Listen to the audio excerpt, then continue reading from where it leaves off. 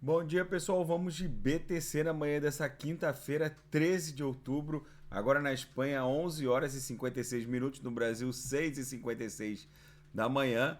BTC segue volátil. Vocês vejam que o corpo real que a gente está desenhando hoje está menor que o corpo real de ontem, talvez levemente engolfado ou promovendo ali um paralelismo ali nas bases de ambos os corpos reais, mas é verdadeiramente um silêncio que precede um esporro. Dá para perceber que os corpos reais, desde o início dessa queda, nunca foram tão tímidos como esse corpo real de hoje que está se desenhando. A queda parece que vai paulatinamente perdendo ímpeto. O DXY, que ostenta uma amplitude movimentacional inversa em relação a BTC, ou seja, existe uma relação movimentacional de inversão entre o DXY, que mede a força do dólar norte-americano contra uma cesta de divisas. Hoje está caindo menos 0,26, é o dólar norte-americano contra libras esterlinas, contra francos suíços, contra ienes japoneses. Hoje ele está mostrando uma perda de fôlego muito interessante. Desde daquele pump do dia 6 de outubro, é o primeiro engolfamento forte. Vejam que esse corpo real comprador ainda, apesar de estar caindo menos 0,25% pela métrica da TradingView, está sendo fortemente engolfado pelo candle de ontem, 12 de outubro, ou seja, é possível que isso aqui seja o início do retorno em direção à nuvem e talvez até perder 110. Vamos ver se esse engolfamento vai redundar numa sequência de candles vendedores como esse engolfamento aqui promoveu, que foi aquele topozinho do dia 14 de julho que acabou levando o DXY para dentro da nuvem. De repente é isso que pode acontecer. Na banda de VWAP mensal, vocês vejam que basicamente a gente encostou na lower ontem e agora a gente segue promovendo um corpo real muito tímido. Isso aqui tá com cara e cheiro de perda de ímpeto dessa corretiva. Vamos ver como o mercado vai se desdobrar a partir de amanhã com essa queda do DXY. Amanhã é sexta-feira, sempre existe um padrão recorrente vendedor, mas vamos ver se esse ímpeto vendedor se mantém. No intraday, a BTC lambeu a lower, agora vai paulatinamente voltando em direção a VWAP. Vocês vejam que ela está didática hoje, bate na lower, volta para VWAP, bate na lower, volta para VWAP, e daqui a pouco a gente vai ofertar os sinais na sala de sinais.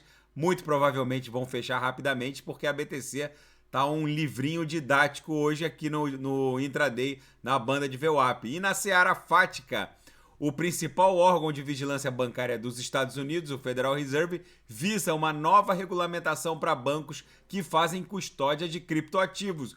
Muito dessa volatilidade do mundo cripto tem relação com o pronunciamento do Michael Barr, que ele é um dos integrantes do board do Fed e acabou promovendo um discurso terrorista ontem, afirmando que quem tem criptoativos pode esperar todo o seu portfólio ir a zero, dizendo que criptoativos são altamente voláteis e que provavelmente vem uma regulamentação mais dura por parte do Banco Central norte-americano. É muito terrorismo na verdade, o mundo cripto nunca esperou nada diferente dos órgãos reguladores norte-americanos, a não ser hostilidade. O que o mercado aguarda mesmo é o marco legal dos criptoativos. E a Binance afirma que o hard fork na rede Binance Smart Chain foi bem sucedido. Depois daquele mega hackeamento, eles fizeram um update na rede,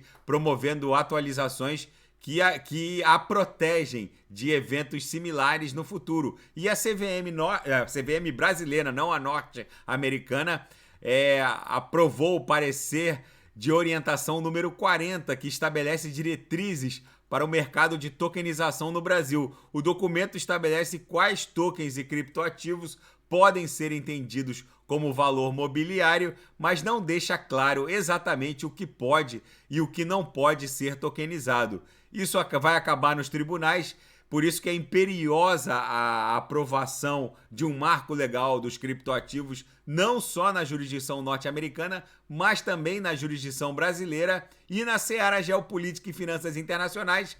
Um general tcheco afirma que nunca o mundo esteve tão perto de um conflito entre a Rússia e a OTAN. Segundo ele, com a chegada do inverno, fica premente a necessidade de se criar uma solução definitiva para o suprimento energético da Europa Ocidental e, obviamente, cessar a agressão russa ao território ucraniano. Só que esse conflito não tá com cara de que vai terminar tão cedo e vai sim acabar redundando num conflito em larga escala entre a Rússia e a OTAN, basicamente entre a Rússia e o Ocidente.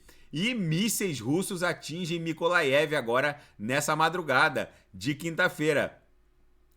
Mísseis russos atingiram a cidade de Mykolaiv nesta quinta-feira, disseram autoridades, depois da resolução da Assembleia Geral da ONU que censurou as anexações ilegais ultimadas pela Rússia.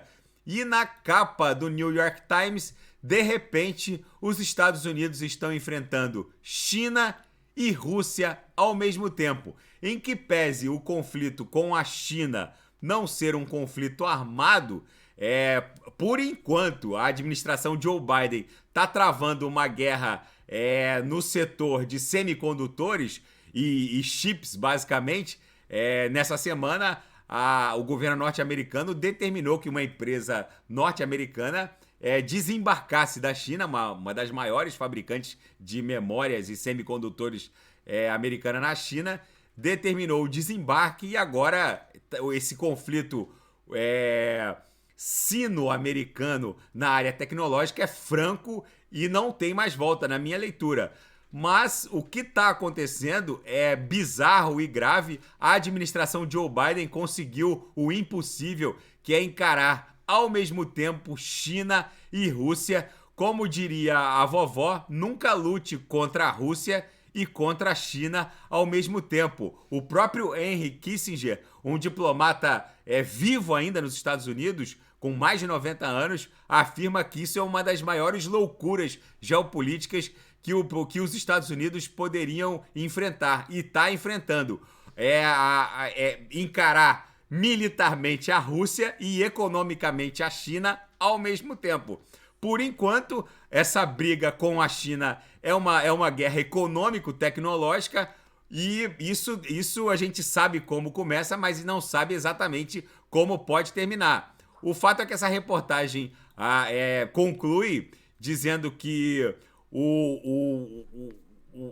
a vontade norte-americana é privar o governo e as instituições chinesas de uma alta tecnologia que possa transformar a China num ator geopolítico mais poderoso do que já é. Mas o fato é que existe toda uma retórica econômica também por trás disso tudo. Vamos ver como isso vai se desdobrar.